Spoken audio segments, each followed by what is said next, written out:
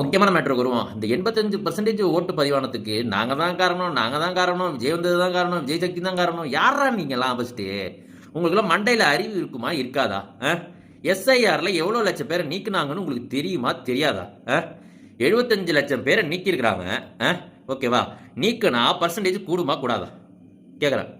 அந்த ஒரு பேசிக் அறிவு கூட இல்லாத தற்குறிங்க விஜய் வந்தாரு 85% போல 90%, 100% பைத்தியகார பயலுங்களா? எஸ்ஐஆரில் எவ்வளோ பேரை நீக்கியிருக்கிறாங்க, அதனால எவ்வளோ பர்சன்டேஜ் மார்ஜின் இன்க்ரீஸ் ஆகிருக்கு, இதெல்லாம் உங்களுக்கு ஒரு இடமும் தெரியாது. 85% தற்குறிங்களா? பெங்காலில் 92% வந்துருக்குது ஓட்டு. அதுக்கு என்னடா காரணம்? அதுக்கு உங்கள் தளபதி விஜய் தான் காரணமா? அங்கேயும் விஜய் அலை வீசிருச்சோ? ஏன்னா இது எஸ்ஐஆரோட விளைவு.